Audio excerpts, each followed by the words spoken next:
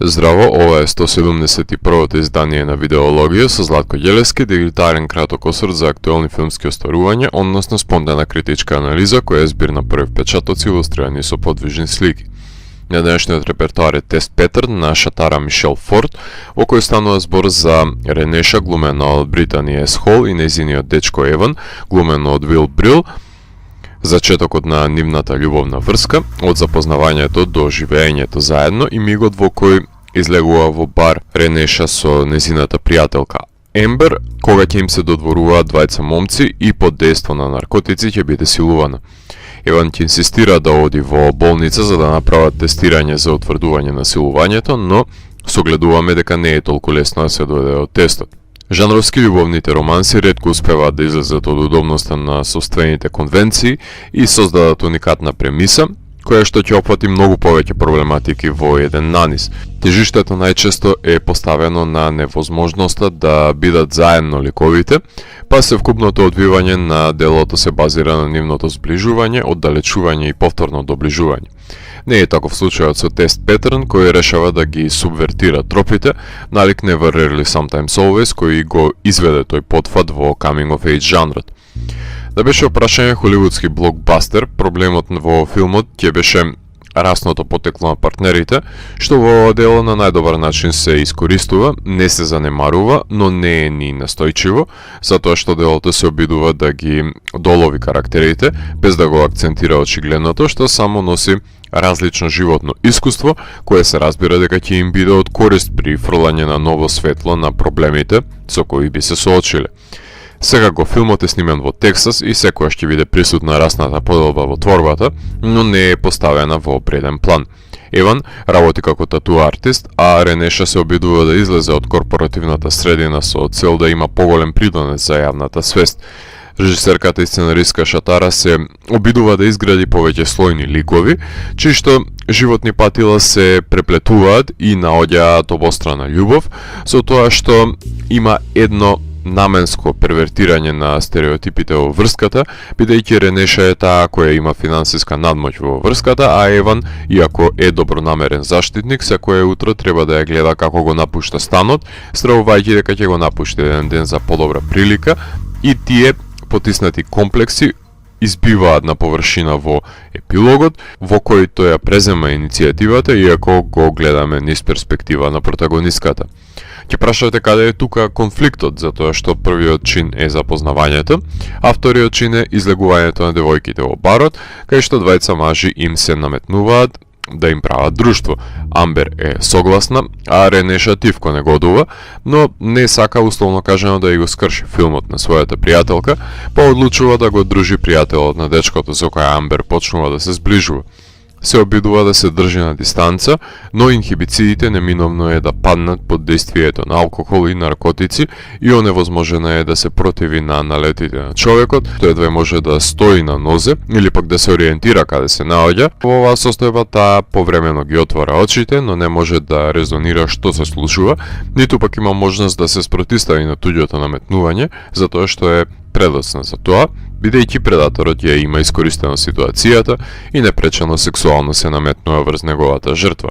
Денот по силувањето не го гледаме лицето на силувачот, обезличен како девојките во Shame, во сите сцени е вон кадарот, што е одлично наменско решение на кинематограферката Лудовика Исидори, која има работено во модната индустрија, има снимен огромен број на кратки филмови, што значи дека до израз доаѓа во втората половина на филмот, кај што покрај Еван и Ренеша успева да го сними и слонот во собата покрај нив, доловувајќи тегоба предизвикана од негативниот простор кој ги јаде занемените ликови, кои бараат начин да се справат со новонастанатата штета на нивната врска, која има прострелна рана и се обидува да преживее.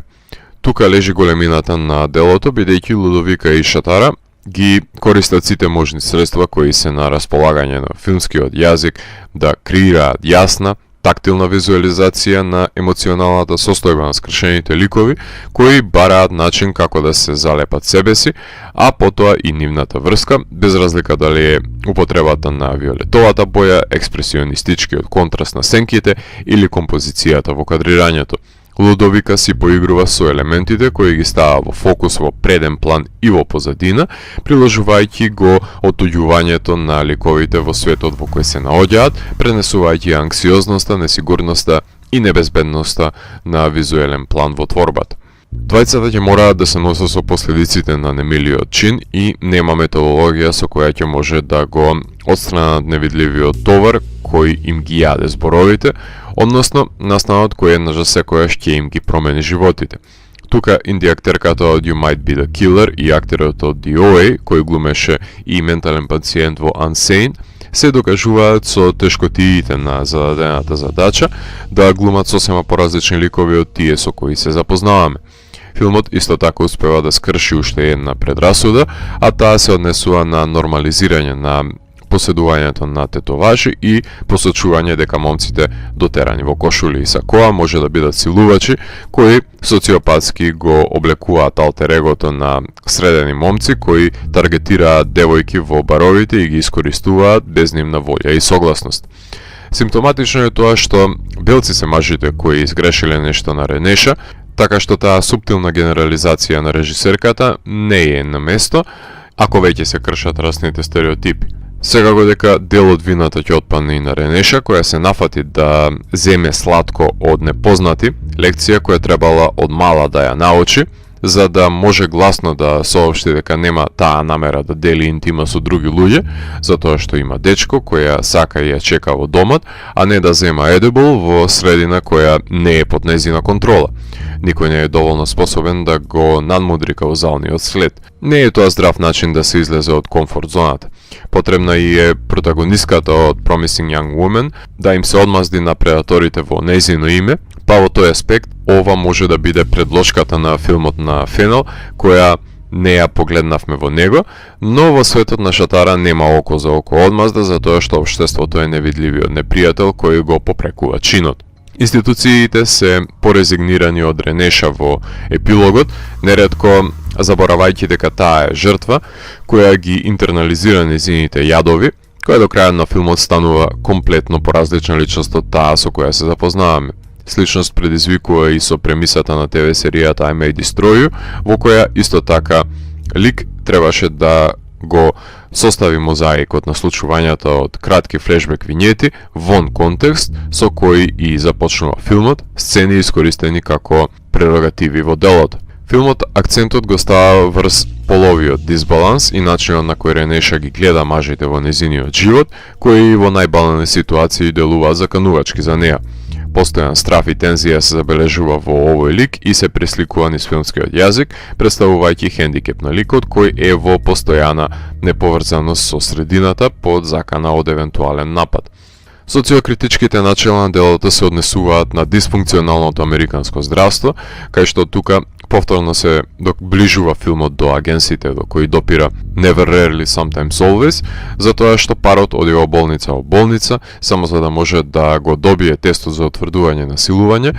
за да би се користел во полициска истрага, плаќајќи за неизвршен преглед, носејќи урина во чашка од една болница во друга, која е наведена дека може да го изведе тестот иако нема стручен кадар за таа намена, што говори за дополнителната агонија која го гневи Еван, а ја обезволува Ренеша, која што е жртвата во криминалниот чин, која се повлекува во себе и сака да го занемари слученото, за да може да си продолжи со животот, но Еван е ревносен и настојчив, затоа што има гневен порив во себе кој мора некаде да го канализира, за да може да се справи со настанатата повреда во врската од страно тело.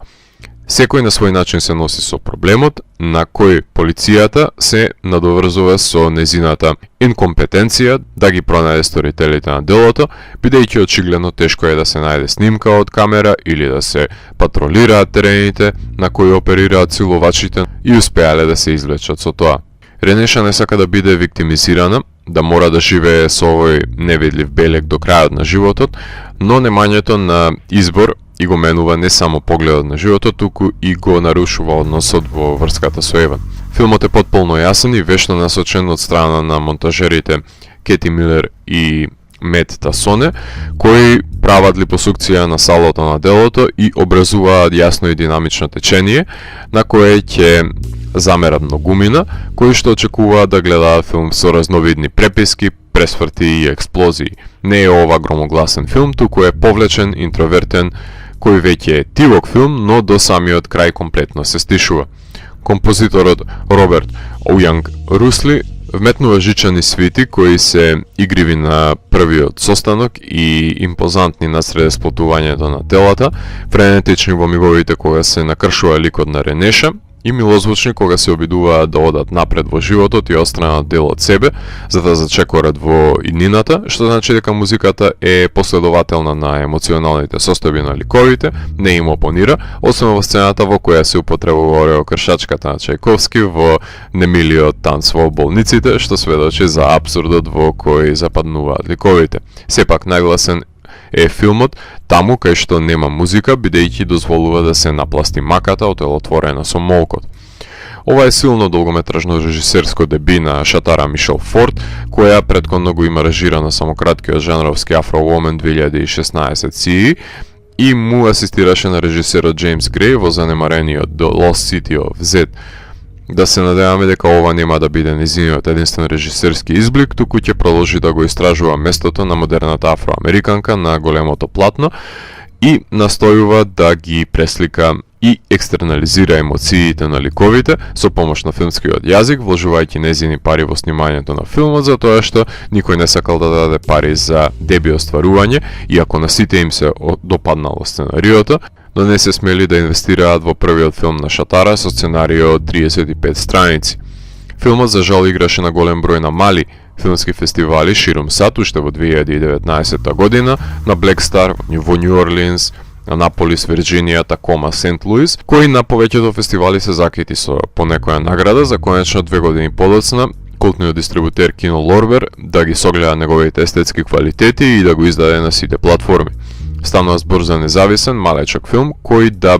не беше COVID пандемијата, комплетно ќе беше заборавен и никогаш немаше да го погледнеме ниту ние, ниту пак Лорбер, ќе го откупеа за дистрибуција, но тоа е можеби единствената полза на пандемијата која ги замолкна големите студија и нивните неоправдани мултимилионски блокбастери за да може да се слушне тивкиот глас на независните филмови на маргините на индустријата. Таму кај што според мене The Assistant потврли беше неговата едноличност и неефективност, кои не се аномалии на тест петерн, во кој прстот се вперува на правото место, за да не може потоа да се префрлува вината за неспособноста на институциите да се справат со проблемите за кои ги имаат средствата, како што напоменува Ренеша. Проблемот лежи во незабележливоста на филмот, во хиперпродукцијата, затоа што делува како шепот наспроти самата галама која ја подигнуваат големите студија, иако има што да каже овој филм. Еден краток момент на невнимание, една погрешна одлука може да го промени жанрот на животниот филм од романтична комедија, односно мамблкор мелодрама во хорор. Филмот се носи и со справувањето со проблемите на ликовите, затоа што секој различно го доживува насилството и Еван, колку и да е испрусиран, не се обидува да комуницира со Ренеша, тој не ги споделува своите размисли и покажа емпатија, туку ги истура негативностите врз медицинските сестри, кој иако е темпераментен, умее да биде сензибилен, но не знам колку има интелегибилни својства и средства на располагање за да ги изрази и канализира своите пориви, иако Ренеша има потреба од вербализирање на разбирањето, од афирмативно споделување на грижа и емпатија, некој да ја прегрне и да ја соопшти дека се ќе биде во ред, макар и да не е, да не го добие впечатокот дека е сама. Може би Еван престанува да ја гледа како тоа што е, туку ја гледа како жртвата, па тоа ја оттргнува од него. Има доста за отпакување во меѓучовечките релации помеѓу нив, затоа што настанот го менува нивното однесување, но не треба да се поистоветуваат со него, па затоа оваа атипична врска во која се сплотуваат спротивности се губи. Убаво е што Еван сака да помогне, но и самиот не е свесен за последиците од неговото инсистирање, турнувајќи ја Ренеша на маргините. Сите правиме грешки во животот, како што е себична Амбер во погрешен миг, како што Ренеша препушта доверба на погрешни мажи, кои првпат ги гледа, како што Еван се наметнува во епилогот со неговата настојчивост, но тоа сведочи за хуманизирањето на ликовите. Можело да се сними филм од 82 минути и да биде посодржаен од 3 часовни филмови, наместо хендикеп да биде непотребното изложување на идеја за краток филм. Со ова сиже, режисерката успева да го задржи вниманието на гледачот со пополнување на кадрите со неискажлив набој, кој не е испишан на краткото сценарио, затоа што се наоѓа на неговите маргини и помеѓу редовите, иако ништо не може да го оправда нерешливиот крај, каков што умее да биде и самиот живот, оставајќи ги ликовите заедно, но осамени. Тест Петрн ја посочува дисфункционалноста на здравствениот систем и потврлањето на институциите наменети да го заштитат човекот, кој што претрпува наследство врз своето тело и не може да се одбрани жртвата, која до крајот на животот ќе мора да го носи овој невидлив жиг на себе, тетоважен од душата, која што нема да може да ја избрише. Ако морам да го евалуирам, тогаш Тест Петрн од мене има 4 од 5. Доколку ви се допадна 171-то издание на дигиталната архива Видеологија, лајкувајте го видеото, споделете го и следете го каналот. Последете и поснатите рецензии на виртуелната полица. И благодарам за вниманието. Поздрав!